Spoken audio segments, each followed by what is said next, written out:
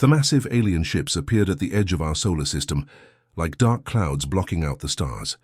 There were hundreds of them, each one bigger than anything humans had ever built. Fleet Commander Thexeral sat in his command chair looking over the reports about Earth one more time. According to their spies, humans were nothing special, just another young species that had barely figured out how to leave their own planet. Thexeral felt confident. His empire had conquered dozens of worlds just like this one. The pattern was always the same. Show up with overwhelming force, demand surrender, and watch the primitive aliens beg for mercy. Then they would strip the planet of resources and add another trophy to the Vorthak Empire. On Earth, Ambassador Jihoon was sitting in a secret command center hidden deep underground. The room was filled with screens showing the alien fleet, and everyone around him looked tense. The aliens had just sent their message, and it was exactly what they expected. Surrender in 72 hours or be destroyed. Most species would panic at this point. They would scramble their military, call emergency meetings, and probably end up surrendering anyway. But Jihoon did something completely different. He smiled. The other humans in the room watched as Jihoon calmly walked over to a strange device they had never seen before. It looked like a communication system, but far more advanced than anything they knew Earth possessed. He pressed a few buttons and spoke into it with a relaxed voice. "Greetings, Commander Thexeral. We received your message and appreciate you taking the time to contact us. We accept your invitation to negotiate. Please meet our diplomatic team at the coordinates we are now transmitting to you. The location is called Ceres Station." Back on the Vorthak command ship, Thexeral's jaw dropped. His mandibles, which were like insect mouthparts, clicked together in confusion. This was not the response he expected. The humans were talking like they had been expecting this visit. Even stranger, they mentioned some kind of station in their asteroid belt. Thexeral quickly ordered his scouts to check the coordinates. What they found made no sense. There was indeed a large space station orbiting in the asteroid belt between Mars and Jupiter.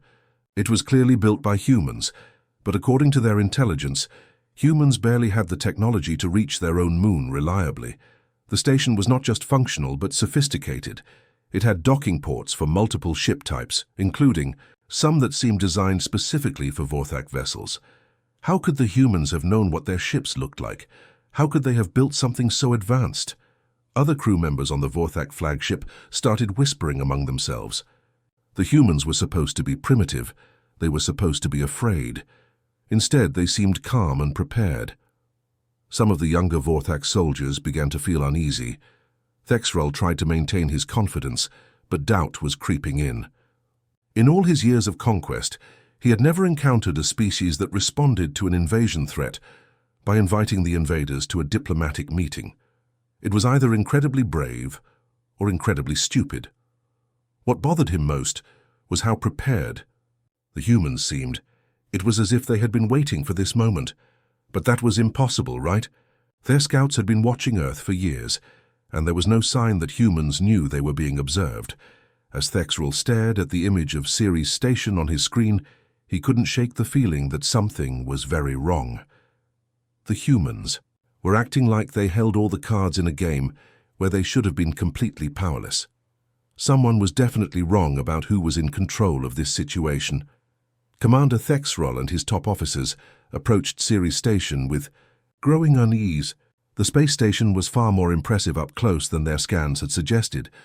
It wasn't just functional, it was beautiful. Smooth curves and elegant design showed a level of engineering that didn't match what they knew about human capabilities. Their shuttle docked with the station. Thexeral expected to find desperate humans ready to grovel for their lives. Maybe they would offer tribute or beg for a chance to become slaves instead of being wiped out completely. That's how these meetings usually went. Instead, when the airlock opened, they were greeted by a human who looked completely relaxed. Ambassador Minjae stood there wearing a calm smile, as if he was welcoming old friends rather than the commanders of an invasion fleet. "Welcome to Ceres Station, Commander Thexeral," Minjae said warmly. "I hope your journey wasn't too tiring. We've prepared some refreshments that should be compatible with your biology." Thexeral's compound eyes blinked in surprise. The human had pronounced his name perfectly, despite the complex clicking sounds that most species couldn't make. Even more shocking, there was actually food waiting that looked and smelled exactly like traditional Vorthak cuisine. As they sat down at the negotiation table, Minje continued speaking, as if this was a routine business meeting. Before we begin, Commander, I wanted to mention that we know quite a bit about you. You have 3 clutchmates back on Vorthak Prime. Your youngest sister just got promoted in the science division. You graduated 2nd in your class from the Imperial War Academy. And you've always been afraid of dying in the vacuum of space, ever since that training accident when you were young. The words hit Thexrol like a physical blow. His breathing. Apparatus made a sharp whistling sound as he struggled to process what he was hearing. This information was impossible. No human had ever been to Vorthak Prime. No human ship had ever even left their solar system, according to their intelligence reports. How do you know these things? Thexrol demanded, his voice shaking slightly.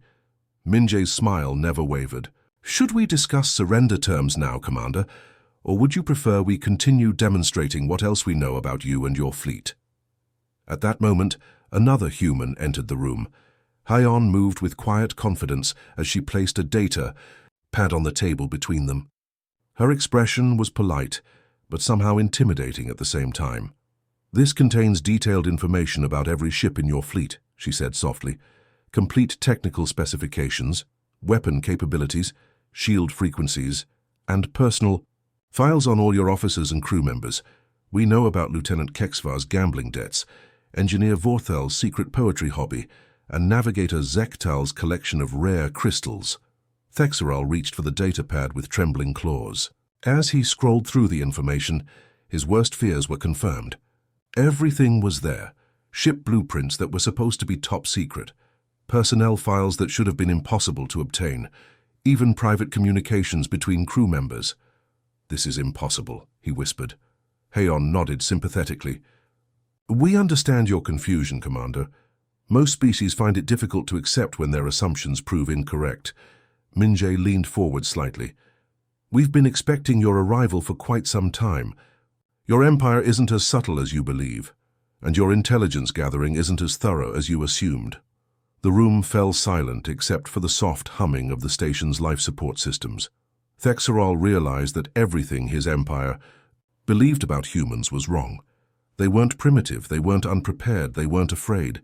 Instead, they were sitting here calmly discussing the invasion as if they held all the advantages. The most terrifying part was that they seemed to actually know more about the Vorthak fleet than the Vorthak commanders did themselves. What do you want? Thexrol finally asked, his voice barely above a whisper. Minje's smile grew slightly wider. Now that's the right question, Commander. Now we can begin the real conversation. Thexrol had heard enough. These humans were clearly delusional if they thought they could negotiate with the mighty Vorthak Empire. It was time to show them the reality of their situation. He stood up abruptly from the negotiation table, his armor clanking as he moved. Enough of these games, he snarled into his communication device. All ships, target Earth's moon. Full plasma bombardment. Let's show these primitives what real power looks like. Minje remained seated, still wearing that infuriating, calm smile. He didn't even seem concerned that Thexeral had just ordered the destruction of a celestial body that humans could see from their planet every night. Back with the Vorthak fleet, the weapon systems charged up with a sound like thunder. Dozens of massive ships turned their guns toward Earth's moon. The plasma cannons were powerful enough to crack a planet in half. The moon would be nothing but space dust in seconds. Fire! Thexeral commanded through his communicator. Brilliant beams of superheated plasma shot across space toward the moon. The combined firepower of the Vorthak fleet could have destroyed a small star. There was no way anything could survive this assault, but something impossible happened. As the plasma beams approached the moon, they hit something invisible and simply scattered in all directions, like water hitting a wall. The moon sat there completely undamaged, as if nothing had happened at all. Thexrol's jaw dropped open. What? How is that possible? That's when things got really strange.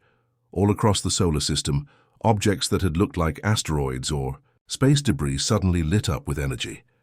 Massive defensive platforms that had been completely hidden started powering up one by one. Their energy readings were so strong that the Vorthak sensors couldn't even measure them properly. More platforms appeared near Jupiter, around Saturn's rings, and in the asteroid belt. Some were built into what looked like ordinary rocks, while others had been disguised as old satellites. The humans had somehow built a defensive network throughout their entire solar system without anyone noticing. A voice suddenly came through every Vorthak communication channel at once. The speaker sounded calm and almost amused. "Attention, Vorthak. Fleet, this is Commander Dong-Yun speaking from Earth Defense Command. Lesson 1. We don't fight wars the way you think we do." Thexral frantically checked his fleet's scanners. What he saw made his blood run cold. The energy signatures coming from these human defensive platforms were more advanced than anything in Vorthak technology. Their own shields, which they had always been proud of, looked like children's toys in comparison. "Sir," one of his officers called out in panic, "we're detecting weapon signatures all around us. They're using technology we don't recognize." The tactical display showed the horrible truth. The Vorthak fleet wasn't surrounding Earth anymore. They were the ones who were surrounded. Hidden human weapons had been positioned throughout the solar system, and they were all now pointing at the invading ships. "How many platforms are there?" Thexral asked weakly. "We're still counting, sir, but it's in the hundreds, maybe thousands. Some of them are so well hidden that our sensors can barely detect them even now that they're active." Thexral slumped back into his command chair. Everything his empire knew about warfare was based on showing up with superior numbers and technology, then forcing the enemy to surrender through overwhelming force. But the humans had turned that strategy completely upside down. They had let the Vorthak fleet enter their solar system, making them think they were in control. All the while, the humans had weapons pointed at them from every direction. It was like walking into what you thought was an empty room, only to discover it was full of hunters who had been waiting for you. "Commander," his communications officer said quietly, "what are your orders?" Thexral stared at the tactical display showing his fleet completely surrounded by superior human technology. The awful truth was finally sinking in. They hadn't discovered a primitive species ripe for conquest. They had walked straight into a trap that must have taken decades to prepare. What happened next was even more terrifying than the military demonstration. It started small, almost like a prank. Vorthak crew members began noticing strange things on their personal devices. Instead of their usual entertainment programs, they found human movies playing on their screens. But these weren't just any movies. They were specifically films about alien invasions of Earth, and in every single one, the aliens lost. The humans always found a way to turn the tables, using cleverness and determination to defeat technologically superior enemies. At first, the Vorthak soldiers laughed it off. How could these primitive humans hack into their personal devices? Their technology was supposed to be centuries ahead of anything humans possessed.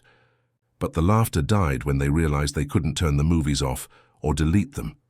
Deep inside Earth's Cyber Warfare Command Center, Xiaoyong sat surrounded by dozens of screens showing the invasion of Vorthak computer systems. Her team had been working on this for years, slowly infiltrating every piece of Vorthak technology. What the aliens thought were impenetrable quantum-encrypted networks had been compromised long ago. "Phase 2 is active," she reported to her team. "We now have complete access to their military communications, personal devices and ship systems." The psychological pressure on the Vorthak fleet began to increase.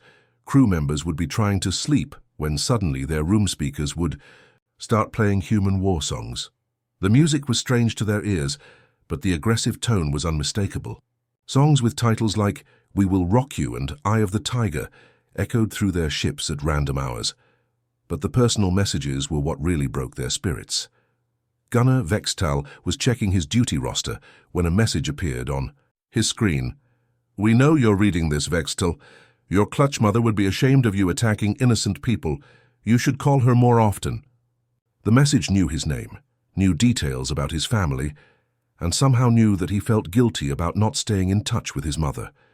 Similar personalized messages appeared for crew members throughout the fleet. Engineer Korthul found a message about his secret hobby of collecting rare space crystals. Navigator Velmax got a note mentioning his fear of deep space and how he always volunteered for missions close to inhabited planets. Communications Officer Dexrol received a message that somehow knew about his recurring nightmares. The crew started looking at each other with suspicion. Who was giving the humans this information? Was there a spy among them? But gradually a more horrible truth became clear. No one was betraying them to the humans. The humans had been listening to everything all along, every private conversation, in their quarters, every personal log entry, every communication with family back home. The humans had been inside their networks for so long that they knew the Vorthak crew better than the crew knew themselves. Paranoia spread through the fleet like a disease. Soldiers stopped talking to each other, afraid that the humans were listening. Officers became suspicious of their own subordinates. Some crew members even started having breakdowns, unable to handle the stress of knowing that their enemies had been watching their every move for years. Commander Thexrol tried to maintain order, but even he was shaken. His own personal files had been accessed. The humans knew about his childhood fears, his military record. Even his plans for after the invasion was supposed to be completed.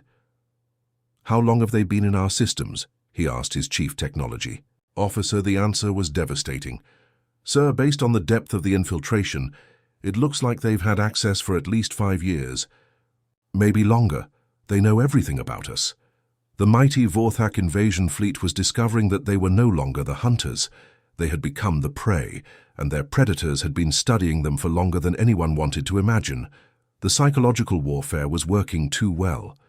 Thexrol could see his crew falling apart, jumping at shadows and questioning everything they thought they knew. Morale was collapsing, and some soldiers were even talking about surrender.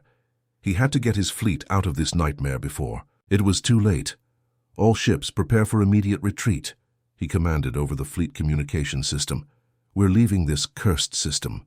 But as the Vorthak ships began to turn away from Earth, something impossible happened. Space itself seemed to come alive around them. What had appeared to be empty vacuum suddenly filled with sleek, deadly-looking ships that materialized out of nowhere. Hundreds of human vessels decloaked simultaneously throughout the solar system. They weren't the crude, bulky spacecraft that Vorthak intelligence had reported. These were elegant predators, streamlined and dangerous, with hull designs that seemed to bend light around them. Their technology was clearly decades ahead of anything the Vorthak had ever encountered. The human ships moved with precision that made the Vorthak fleet look clumsy in comparison. They took up perfect formation, surrounding the alien invaders from every possible angle. There was no escape route left open. From the bridge of the largest human vessel, Admiral Kyung-ho opened a communication channel to the Vorthak flagship. His voice was calm but carried an unmistakable authority that made even hardened Vorthak warriors feel small. "Commander Thexrol," Kyung-ho said, "you came to our system believing you were the apex predator. You believed you were at the top of the food chain. You were wrong." The human admiral's ship, called the Eternal Vigilance, was massive, but moved with the grace of a hunting cat. Its weapons were powered down, but the energy readings suggested they could obliterate the entire Vorthak fleet without breaking a sweat. Thexrol's tactical officer was frantically scanning the human ships, trying to understand their technology. "Sir, these designs don't match anything in our databases. The power sources alone are beyond our understanding. How did humans advance this far without us knowing?" That's when the most devastating revelation came. Intelligence Officer Jun, speaking from one of the human command ships, transmitted a message that shattered everything the Vorthak thought they knew about reality. "Commander Thexrol, every star system within 50 light-years of Earth is under human control. We've been a spacefaring civilization longer than your empire has existed. You never had a chance." The words hit the Vorthak fleet like a physical blow. Holographic displays suddenly appeared throughout their ships, showing star maps that made their worst fears come true. System after system showed human colonies, mining operations, and military bases. Worlds they had never even heard of were marked as human territory. "This is impossible," Thexrol whispered. "Our scouts surveyed this entire region. Humans were confined to one planet." Jun's response was almost gentle, like a teacher explaining something to a confused student. Your scouts saw exactly what we wanted them to see. We've been monitoring your empire's expansion for over a century. We knew you would eventually reach our neighborhood, so we prepared accordingly. The full scope of human deception became clear. While the Vorthak Empire had been slowly expanding through conquest, believing they were the dominant force in this region of space, humanity had been quietly building a vast interstellar civilization. They had colonies, trade routes, and military installations spanning dozens of star systems. We watched your empire grow, Kyung-ho continued. We studied your tactics, your technology, your culture. We learned everything about you while you learned nothing about us. The Vorthak crew members looked at their displays in growing horror. The primitive species they had come to conquer was actually an advanced galactic power that had been letting them think they were in control. It was like a mouse discovering that what it thought was a cornered cat was actually a sleeping lion. How long? Thexral asked weakly. How long have you been watching us? Admiral Kyung-ho smiled grimly. Long enough to know that this day was inevitable, long enough to be ready for it. The hunter had indeed become the hunted, but the real horror was that they had never been hunters at all. Thexral's claws shook as he activated the emergency quantum communicator. This was the most advanced long-distance communication device the Vorthak Empire possessed, capable of sending messages instantly across thousands of light-years. He needed reinforcements, and he needed them now. High Command, this is Fleet Commander Thexral, he transmitted desperately.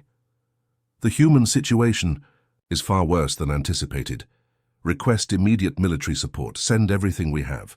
He expected a quick response promising massive reinforcements. Instead, what came back through the quantum channel was chaos, voices screaming over each other, alarms blaring in the background, and reports that made no sense. Thexral, thank. The ancestors, you're alive, came the panicked voice of Admiral Korthax from Vorthak Prime.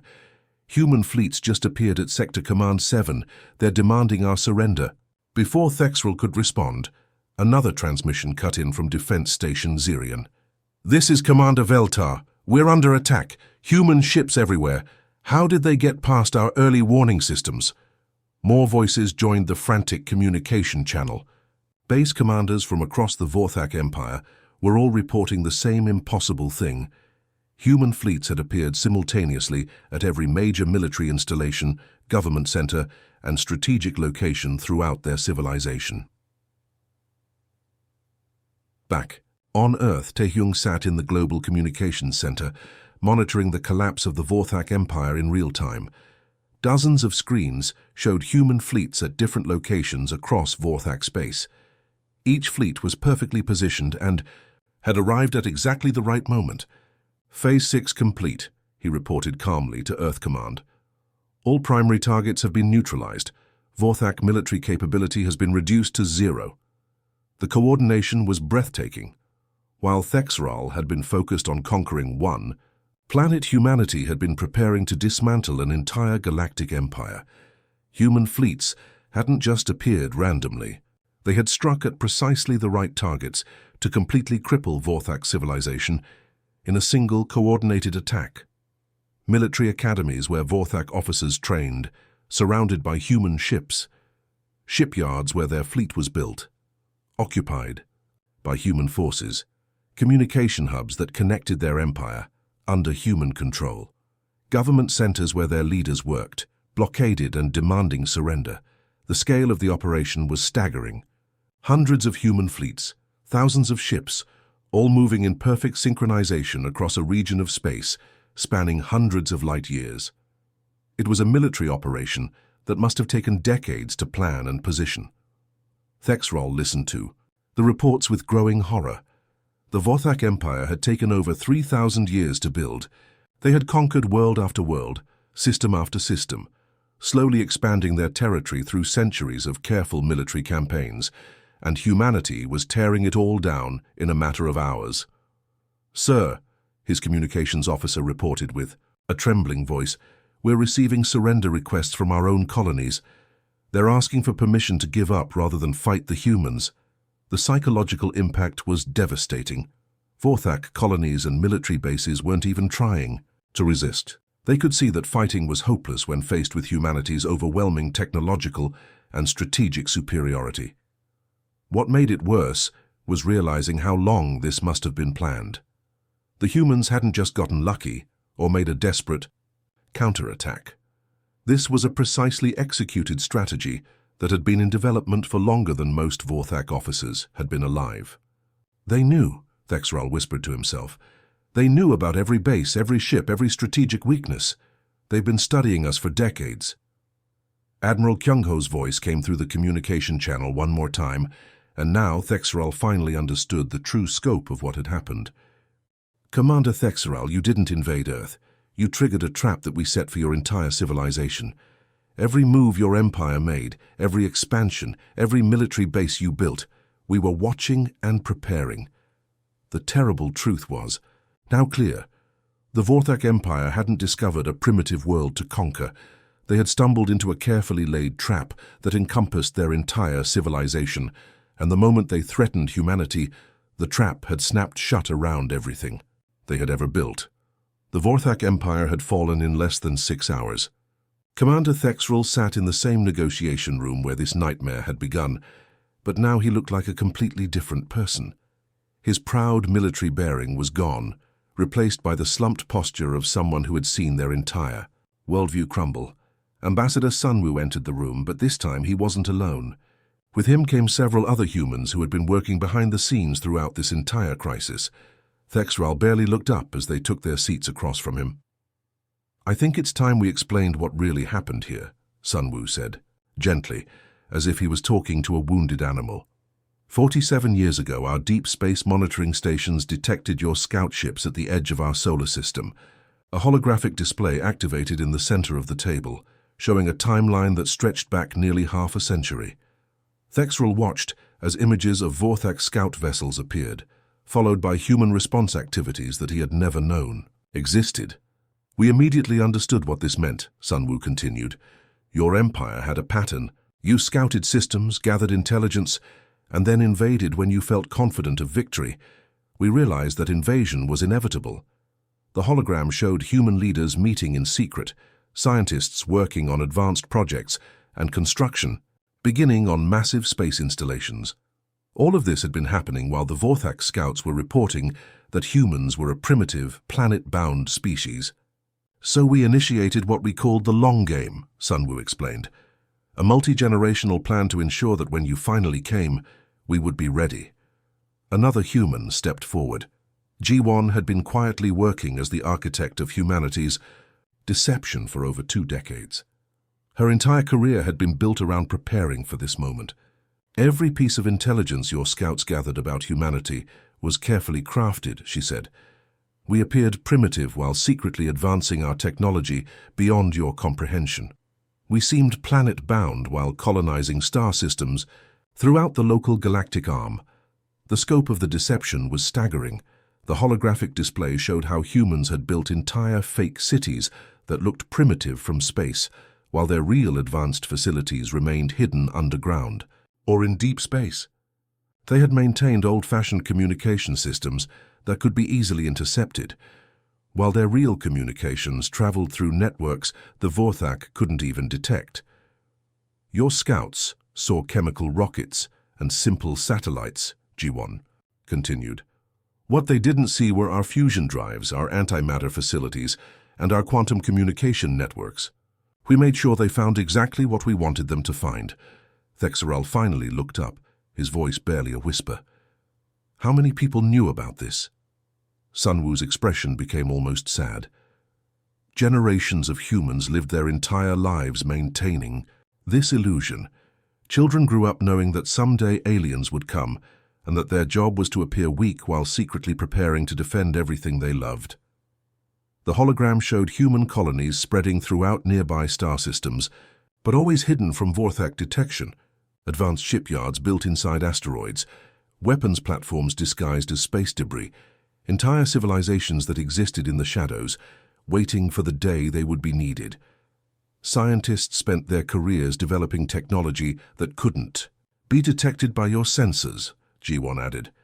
Engineers built fleets that could remain invisible for decades, soldiers trained for battles they hoped would never come. The most devastating part was how complete the deception had been. The Vorthak had been watching humanity for decades, confident that they understood their target completely.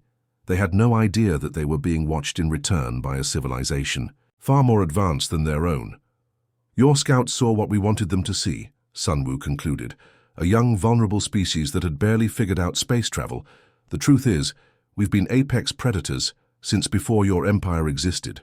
Thexrel closed his eyes, finally understanding the full scope of what had happened. His empire hadn't made a mistake in their intelligence gathering. They had been systematically deceived by masters of the craft who had spent generations preparing for this exact moment. The long game had worked perfectly, and the Vorthak Empire had walked directly into humanity's carefully prepared trap. The destruction of the Vorthak Empire sent shockwaves throughout the galaxy. Within hours, the news was spreading from system to system, carried by traders, diplomats, and refugees fleeing the collapsing Vorthak territories. What had been considered impossible just days before was now undeniable reality. The Kalari Confederacy had been secretly preparing their own invasion of human space for over 20 years. Their military planners had studied the Vorthak approach and believed they could do better. They had newer ships, better weapons, and more sophisticated strategies. When the news reached Kalari High Command, their Supreme Admiral Torthin was reviewing the final invasion plans. The attack was scheduled to begin in just 6 months, but as reports poured in about humanity's true capabilities, the color drained from his face. "Destroy everything," he ordered his staff. "Every battle plan, every intelligence report, every piece of invasion preparation. Burn it all and make sure there's no evidence we ever considered attacking them." Within an hour, the Kalari military had shifted from preparing for invasion to preparing desperate diplomatic messages. Their first communication to Earth was practically begging for forgiveness for thoughts they had never even acted upon. The panic wasn't limited to the Kalari. Across the galaxy, species that had considered humanity irrelevant were suddenly re-evaluating everything they thought they knew. The Zephrons, who had been planning to expand into human territory in a few decades, immediately changed course. The Nexari Empire, which had been slowly moving fleets toward the human region of space, ordered an immediate retreat. On Earth, Min-Hyuk found himself overwhelmed with work he had never expected to handle. As the new Galactic Affairs Coordinator, he had anticipated maybe a few diplomatic contacts per year. Instead, his communication systems were being flooded with messages from civilizations humanity had never even heard of. "Sir," his assistant reported, looking stunned, "we've received 43 requests for immediate diplomatic relations in the past 24 hours. Species we didn't even know existed are asking for meetings." The messages all had the same desperate tone. Alien civilizations were scrambling to assure humanity that they had never harbored any hostile intentions. Some were offering tribute, others were requesting protection. A few were even asking if they could become human allies against other potential threats. The Thorian Republic sent a message that was typical of what they were receiving. "We have always respected human sovereignty and wish to establish peaceful relations. We offer full access to our trade routes and request only that you confirm we are not considered enemies." Yuna, working in the Strategic Analysis Division, was trying to make sense of how dramatically the galactic political landscape had changed overnight. Her job was to monitor alien civilizations and assess potential threats to humanity. Now she was watching those same civilizations frantically trying to prove they weren't threats. "The balance has shifted completely," she reported to the Human Council during their emergency session. "Every major civilization now considers us a peer-level threat. Some are treating us as the dominant galactic power." The psychological impact was just as important as the military victory. Civilizations across the galaxy were learning that humanity didn't just defend themselves when attacked. They completely dismantled any species foolish enough to threaten them. And they did it with the patience and precision of apex predators. What made it even more terrifying was how efficiently it had been done. The Vorthak Empire had been a major galactic power, and humanity had destroyed it in less than a day. If they could do that to the Vorthak, what could they do to smaller, weaker civilizations? trade routes that had avoided human space for decades, suddenly saw increased traffic as alien merchants desperately tried to establish economic relationships. Scientific organizations that had ignored human research were now requesting collaboration. Military alliances were being reformed as species tried to figure out which side of humanity they wanted to be on. The galaxy had learned a lesson that would be remembered for generations. Humanity wasn't just another species to be ignored or conquered. They were patient, methodical predators who planned generations ahead and struck with devastating precision when threatened. The age of underestimating humanity was over, and every intelligent species in the galaxy now knew it. 6 months had passed since the fall of the Vorthak Empire, and the galaxy was still adjusting to its new reality. The massive Galactic Council chamber, on what used to be the Vorthak homeworld, was now filled with delegates from hundreds of species, all gathered to hear humanity's first official address to the galactic community. Ambassador Hyunwoo stood at the central podium, representing a species that had gone from being completely unknown to being the most feared civilization in the galaxy. The irony wasn't lost on anyone present that he was speaking from the capital world of an empire that had once seemed unstoppable. The Vorthak survivors in the audience looked very different now. Their proud military bearing was gone, replaced by the quiet demeanor of a people learning to live under human protection. They had become a protectorate, which meant they were safe from other threats, but would never again be a threat to anyone else. Delegates of the Galactic Council, Hyunwoo began, his voice carrying clearly through the vast chamber. Humanity comes before you today, not as conquerors, but as neighbors who wish to coexist peacefully with all species. The assembled aliens listened intently. Every word would be analyzed and reported back to their home governments. We want to make our position clear, Hyunwoo continued. Humanity prefers peace and cooperation. We believe that different species can work together for mutual benefit. We have no desire to rule over others or impose our will on unwilling civilizations. There was a pause as translators worked to convey his message to the various species present. Then Hyunwoo's tone became more serious. However, civilizations that choose violence against humanity or our allies will face systematic extinction. This is not a threat. It is simply a statement of fact, as the former Vorthak Empire discovered. The chamber was completely silent. No one wanted to be the first to speak after such a direct statement. Meanwhile, on Earth, Somin was coordinating humanity's quiet expansion throughout the galaxy. Her office was filled with star charts showing new human colonies, mining operations, and defensive installations. The expansion was happening so smoothly that most alien species didn't even realize how rapidly humanity was spreading. Colonization Protocol 7 is proceeding as planned, she reported to Earth's Strategic Command. 17 new star systems have come under human control this month. All expansions are being conducted peacefully, with full cooperation from local populations. The truth was that most species were actually inviting human colonization. They had seen what happened to civilizations that opposed humanity, and they much preferred being under human protection. Human colonies brought advanced technology, economic opportunities, and most importantly, safety from other potential threats. Back at the Galactic Council, the session was ending, but the real conversations were just beginning. As delegates filed out of the chamber, they gathered in small groups, whispering among themselves. Did you see how the Kalari delegation was practically bowing to the human ambassador? One alien diplomat observed. Smart of them, another replied. Better to be friends with the humans than to end up like the Vorthak. The conversations all had the same theme.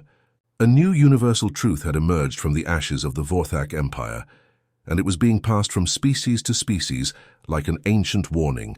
Never threaten the humans. They don't just fight back. They make you wish your species had never evolved. The age of human galactic dominance had begun, but not through the traditional method of conquest and subjugation. Instead, humanity had redefined what it meant to be a predator among the stars.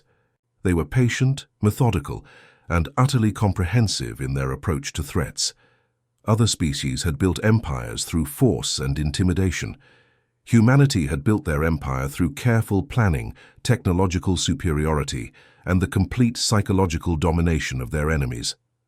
They didn't need to conquer worlds, because civilizations were lining up to join them voluntarily. The galaxy had learned to fear humanity not because they were violent, but because they were so perfectly efficient at eliminating threats that resistance seemed pointless.